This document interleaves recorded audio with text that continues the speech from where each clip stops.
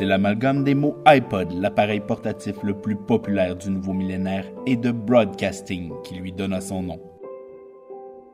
Malgré cela, il n'est nul nécessaire de posséder un appareil de la marque du péché originel pour en profiter. Le logo, c'est une pomme qui manque une bouchée. Ah, puis laissez donc faire. Les podcasts. En direct de leur studio, situé à Montréal, Québec, Canada. Vous écoutez Mystérieux. Je suis Simon Predge et vous écoutez Ars.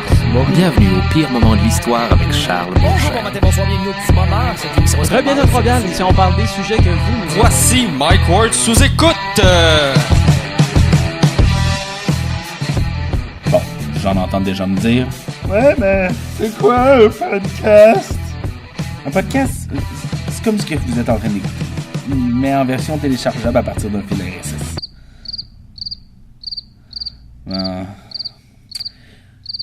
Pour faire simple, disons que c'est comme une émission de radio téléchargeable automatiquement sur votre téléphone cellulaire.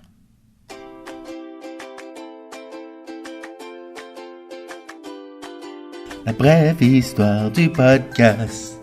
La brève histoire du podcast. Le podcast a débuté aux États-Unis en 2004 grâce à l'avènement du Web 2.0 qui permet l'interaction entre le diffuseur et le récepteur.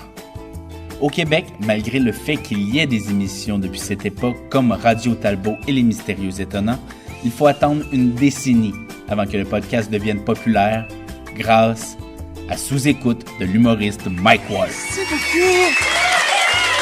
Merci tout le monde! Depuis Sous-écoute, les podcasts se sont multipliés.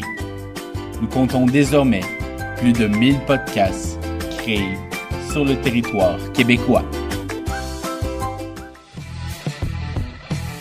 Dans les dernières années, le milieu gagne tellement en popularité que maintenant les grandes chaînes s'y intéressent.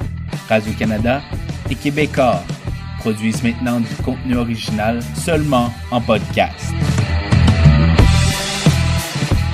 Le milieu du podcast est encore très peu lucratif, mais l'arrivée de ses producteurs et la hausse de sa popularité attirent désormais les annonceurs qui sont prêts à commanditer les différents projets. Ne reste plus qu'à espérer que cette nouvelle association ne vienne pas transformer le médium et fasse fuir les auditeurs qui y trouvent un havre tranquille, loin des publicités envahissantes de notre époque.